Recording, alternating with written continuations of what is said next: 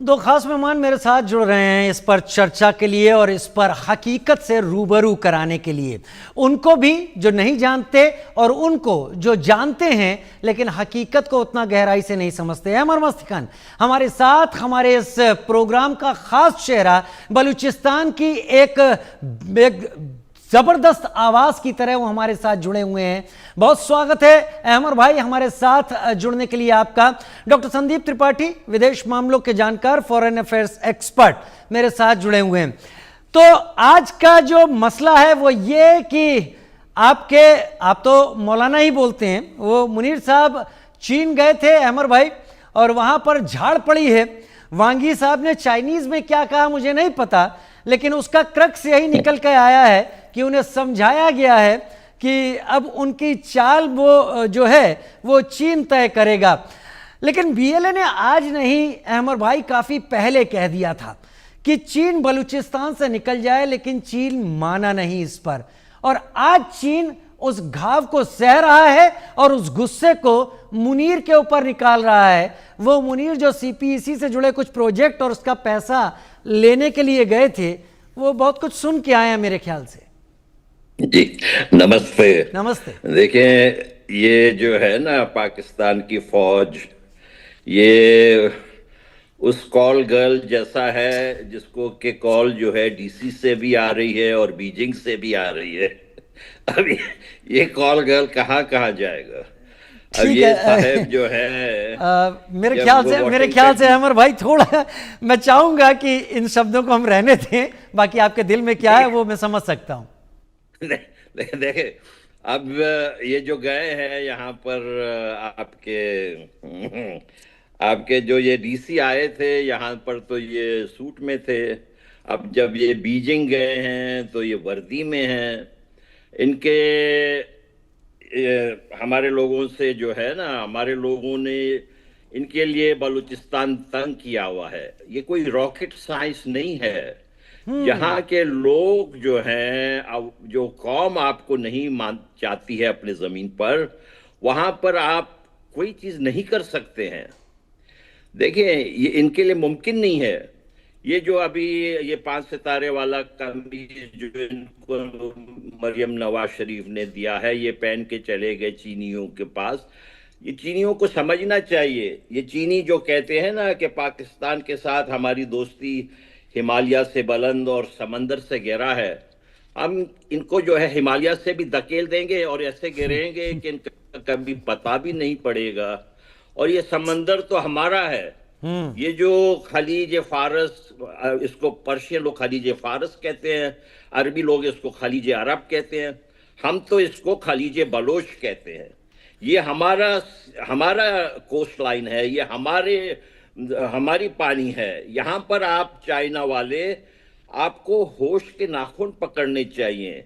देखिए, मैं चाइना में तो अजीब बात है, मुझे तो कुछ समझ नहीं आ रहा है। शायद ये चाइना जो है पाकिस्तान से दोस्ती करके शायद ये भी पाकिस्तानियों के तरह मक्कार हो गए। एक तो हमें उनका सिस्टम समझ नहीं आ रहा है। एक तरफ तो वहां पे अरबपति लोग बैठे हुए हैं, दूसरी तरफ कम्युनिस्ट पार्टी की हुकूमत है। अगर आप वाकई में कम्युनिस्ट पार्टी की आपकी हुकूमत है, तब तो आप चेयरमैन माओ के जो तालीमात हैं उसके खिलाफ वर्जी कर रहे हैं इनके मिलिट्री के साथ मिलकर। अगर आप वाकई में अपने चेयरमैन माओ के कम्युनिस्ट पार्टी के आप जो है उसूलों पे चल रहे हैं, तो ये जो आप कर रहे हैं पाकिस्तान के दरिंदा फौज के साथ इत्तेहाद, ये बिल्कुल उनके खिलाफ वर्जी है।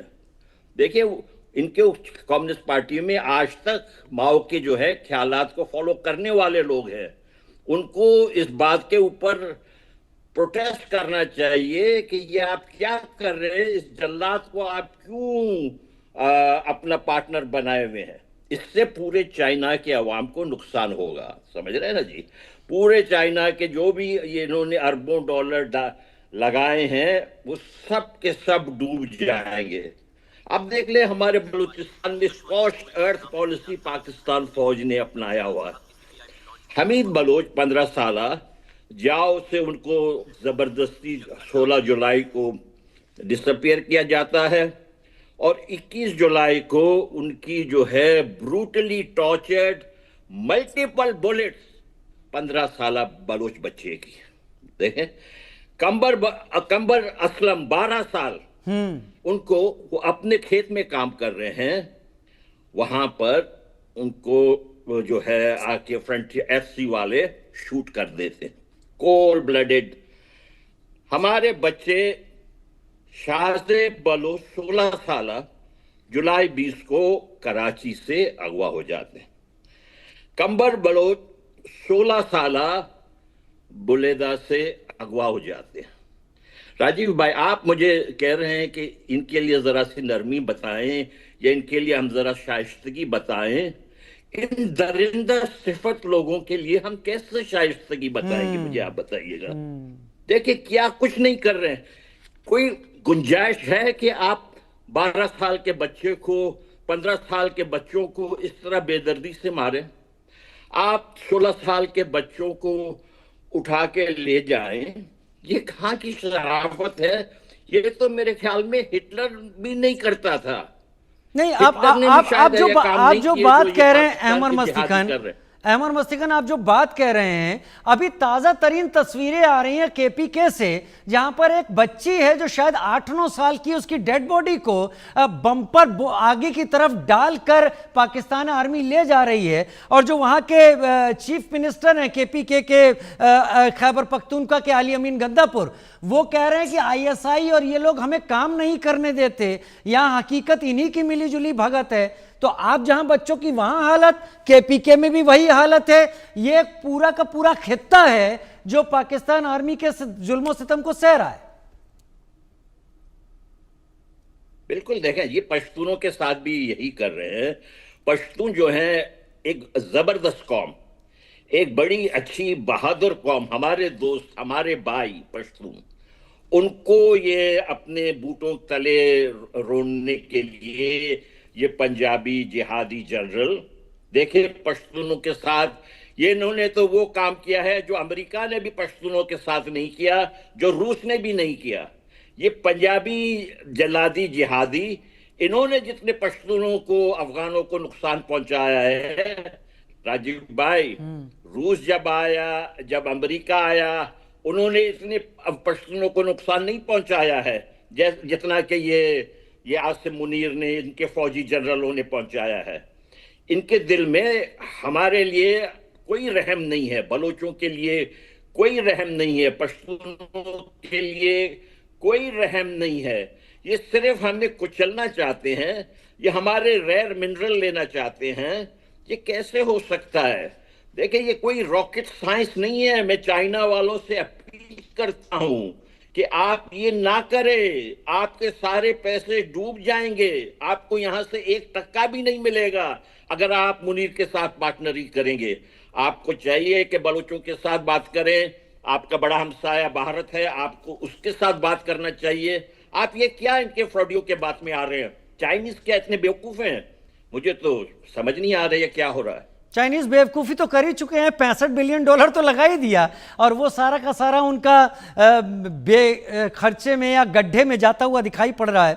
संदीप त्रिपाठी सर मेरे साथ इस वक्त जुड़े हुए हैं। हालांकि इस बीच ये जानकारी बहुत अहम है कि कल ही 24 घंटे पहले 8 पाकिस्तानी सोल्जर्स कोहक एरिया में BLA ने मार गिराए हैं, एक के बाद एक। आसिम मुनीर को झटके लग रहे हैं। लेकिन संदीप जी, वांग यी ने जबरदस्त फटकारा है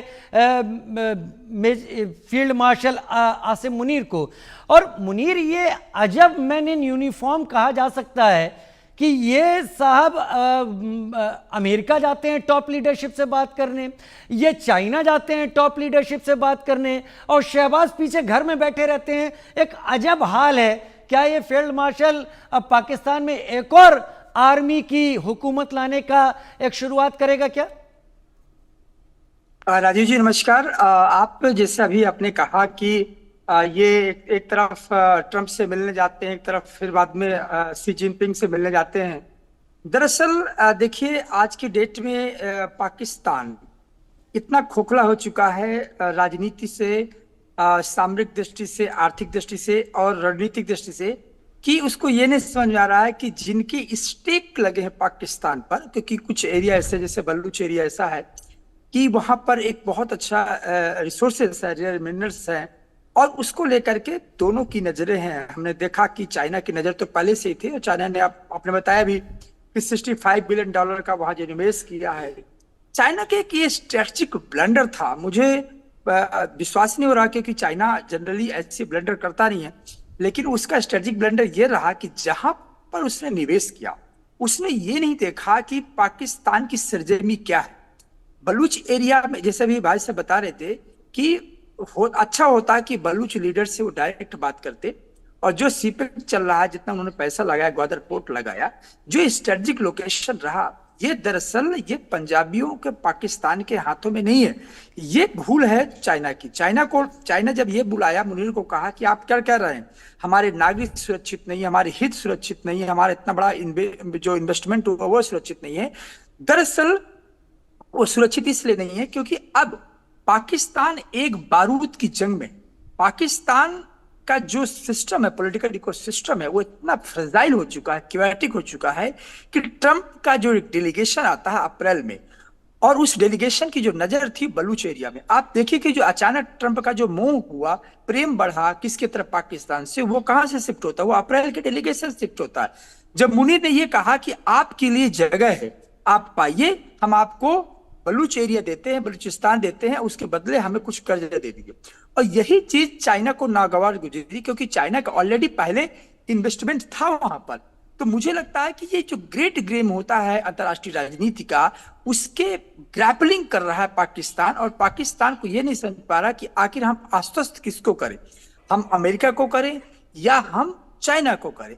चाइना ऑलरेडी अपना इन्वेस्टमेंट वहां लगा चुका है, अभी अमेरिका सोच रहा है, और इसीलिए जो अमेरिका का स्टैंड में जो परिवर्तन देखने को मिला, जिसने कहा कि पाकिस्तान हमारे लिए बहुत स्ट्रेटेजिक इंपॉर्टेंट एलाई है, तो ये बलूचिस्तान एरिया है। मुझे लगता है आज के टाइम में जब बलूच लोगों ने अपनी आजादी का जंग छेड़ रखे हैं, जब बलूचों ने ये डिसाइड कर लिया है कि अब उनकी नियत का नियंता बलूच के लोग ही होंगे, ये जो सरजमी है, ये जो पाकिस्तान को अभी पिछले 75 सालों से एक इकोनॉमिक लाइन बनी रही, सप्लाई चेन सिस्टम का एक आधार थी, और उनके साथ जो डिप्राइवेशन हुआ, मुझे लगता है ये इतिहास का वो मोड़ होगा जहां से चाइना को ये सीखना होगा, और दुनिया से किसी मुल्क को सीखना होगा कि यदि इन्वेस्टमेंट करना है तो आप स्टेट स्पॉन्सर्ड कंट्री पर नहीं कर सकते हो, आप उस कंट्री पर कतई इन्वेस्टमेंट नहीं कर सकते हो जिसकी कमान आतंकियों के हाथ में है। आप उस स्टेट पर कभी नहीं इन्वेस्टमेंट कर सकते हो जिसकी स्टेट लीडरशिप ये नहीं क्लियर है कि वो मिलिट्री के हाथों में है या आतंकवादियों के हाथों में है या सिविल गवर्नमेंट के हाथ में। दैट मीन्स आज जिस मुहाने पर पाकिस्तान खड़ा है, ये केस स्टडी है ग्रेट गेम पावर्स के लिए कि यदि आप अपने हित वहां स्टेक लगा रहे हैं तो आप डायरेक्ट बलूचिस्तानियों से बात करना चाहिए, क्योंकि जिस तरीके से 75 साल से उनके रिसोर्सेज का एक्सप्लॉयटेशन हुआ है, अब ये यही वक्त है कि उनको अपनी आजादी को निर्णायक जंग देनी होगी। और वो जिस तरीके से BLA काम कर रहा है, जितने ऑर्गेनाइजेशन काम कर रहे हैं, मेरा विश्वास है कि आने वाले दिनों में चाइना, एक दिन आएगा कि चाइना डायरेक्ट बलूच अथॉरिटी से बात करेगा, क्योंकि मुनीर के बस का, मुनीर अपनी आर्मी को नहीं बचा सकते, अपने लोगों को, आवाम को नहीं बचा सकते हैं।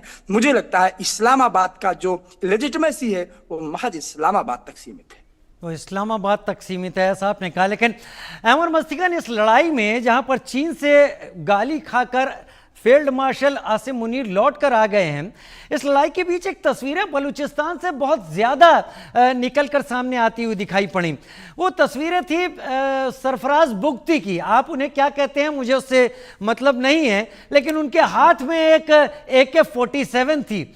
क्या इसी को पाकिस्तान डेमोक्रेसी कहता है कि चीफ मिनिस्टर AK-47 के साथ दौरे पर निकला हो?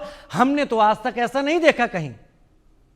देखें, वो चीफ मिनिस्टर जो है, जैसे मैंने पहले अर्ज किया था, वो तो ये सीट हार चुका है जिसपे कि वो उनको ISI ने जिताया है, मिलिट्री इंटेलिजेंस ने जिताया है। वो सीट में से दरअसल जो अब शख्स जीता है उसका नाम ग्वाहराम बुगटी है।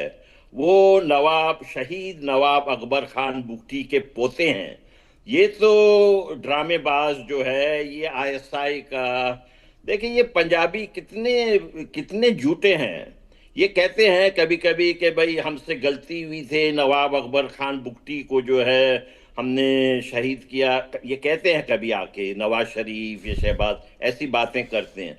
और दूसरी तरफ जो नवाब अकबर खान बुगटी के जो अजली दुश्मन रहे हैं, ये उनको लाके जाली तौर पर बलूचिस्तान का चीफ मिनिस्टर बना दिया है। अब देखें, बलूचिस्तान में जो है इतनी ज्यादतियां हो रही हैं जिसका कि तस्वुर भी नहीं किया जा सकता। वहां से एक औरत है, मोहतरमा है समीना शेख, वो कराची के जो है, अब आप कहेंगे कि मुझे तो शर्म आती भी उनके बारे में बताते हुए, लेकिन वो जो है उसको जो है समीना शेख को जो है वहां पर जो है उनको समीना जहरी बना दिया और उनको जो है सेनेटर बना दिया। और जो उनके उनके जो शौहर हैं वो दरअसल सब में करीब हैं आसिफ जरदारी के। उनका नाम ये अली ब्रोही है कोई, वो जो है उसका बैकग्राउंड, मुझे तो शर्म आता है, आप कहेंगे कि हमारे चैनल का ख्याल रखें, मुझे तो शर्म आते है उसके बैकग्राउंड बताते हुए।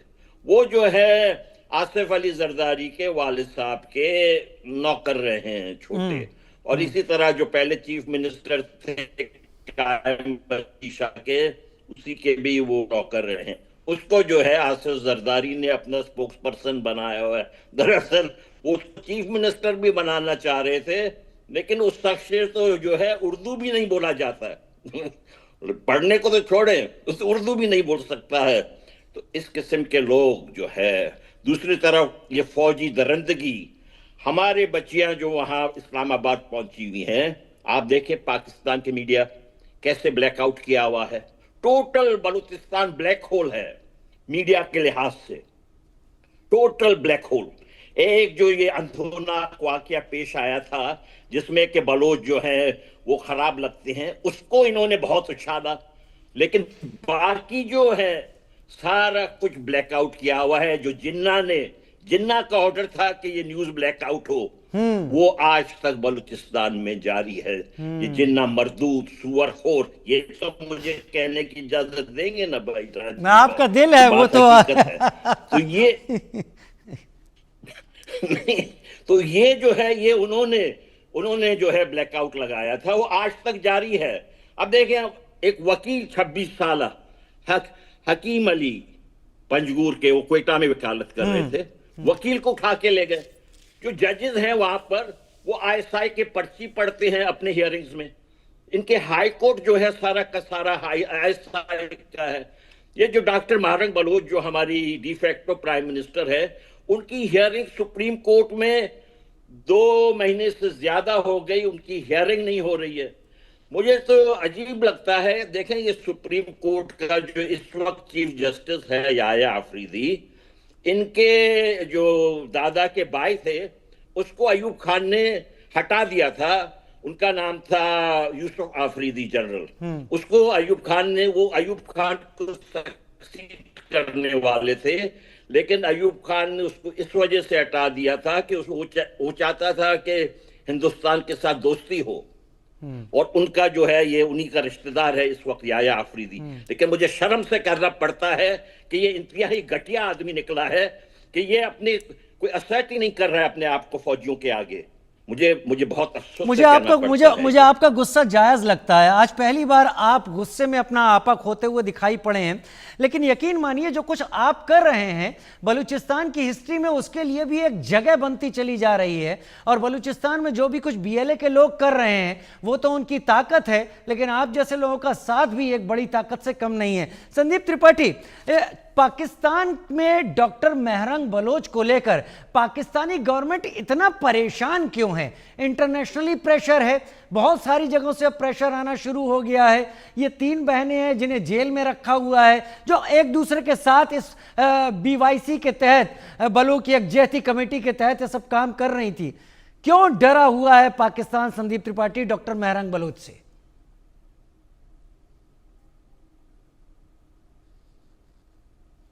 अनम्यूट कर लें सर। राजीव जी, पाकिस्तान का ये जो डर है बहुत ही स्वाभाविक है और लाजिमी ये है कि आज जिस तरीके से पाकिस्तान चारों तरफ से, स्पेशली यदि मैं बलूच की बात करूं, हम 2 महीने से बलूच का डिस्कशन कर रहे हैं। हम ये देखा कि बलूच का जो प्रतिरोध है, उसकी जो आवाज है वो इतिहास में इतना कभी नहीं है आज के दौर में। आप देखिए कि पाकिस्तान का जो स्टैब्लिशमेंट है, स्पेशली फोर्स की बात करें, जो वहां पर फोर्सेस थी, उन फोर्सेस की अपने अस्तित्व पर ही उन पर सवाल है। और बलूच लोगों को ये लगा कि यही वक्त है इतिहास का, ये कि यही ऐसा वक्त है जहां से हमें अब एक अंतिम निर्णायक लड़ाई लड़नी होगी। इसीलिए उन्होंने सबसे पहले तो इस पूरी बलूच जो सरजमी है, जो बहुत ही फर्टाइल लैंड मानी जाती है, मैंने कहा कि वो इकोनॉमिक लाइन मानी जाती है, और एक ऐसा रीजन है, आप समझिए कि अराउंड 44 ये लैंडमास जो है कॉन्स्टिट्यूट करता है किसको, पूरे पाकिस्तान का। स्ट्रेटजिकली बहुत क्रुशियल ये जगह है। इसके बाद हमने देखा कि जियोग्राफिकली इतना बड़ा लैंडमास है, इसके बाद वहां की संख्या क्या है, संख्या बहुत ही कम है, संख्या कम है, आबादी बहुत कम है, इसके बाद जो रिसोर्सेज बहुत रिच है। अब मुझे लगता है कि बलूच लोगों को ये लगा कि 75 साल से आप जो है किसी न किसी तरीके से पाकिस्तान का साथ दिया, साथ मैं ये नहीं कह सकता साथ दिया, बल्कि कहीं ना कहीं उन्होंने ये कहा कि हम स्टेटहुड में हैं। जबकि ये इतिहास इस बात का गवाह है कि 1948 के बाद ही, इवन 1948 के पहले ही, ये बलूच ऐसा रीजन था, ये लीडरशिप यहाँ की ऐसा थी जो कभी नहीं चाही कि जिन्ना के सिद्धांत के तौर पर उनके साथ आए। और यहां पर तो मैं राजू जी भी कहूंगा कि ये भी केस स्टडी है कि जब भी किसी को ये लगे कि कॉमन इथनिसिटी के आधार पर, कॉमन रिलीजन के आधार पर देश बनाए जा सकते हैं, उनको बांग्लादेश और बलूचों से सीखना चाहिए कि कभी भी कॉमन आधार पर, एक सामान्य सहमति के आधार पर आप राष्ट्रों का निर्माण नहीं करते हैं। राष्ट्रों का निर्माण जो होता है वो एकोमोडेशन पर होता है, वो कंसेंट पर होता है, वो डाइवर्सिटी पर होता है, उसकी अपनी संवैधानिक मर्यादाएं होती हैं, संवैधानिक परिपक्वता होती है। और इसीलिए आप देखिए कि प्राइम मिनिस्टर कौन है और सैनिक शासन तानाशाह कौन है।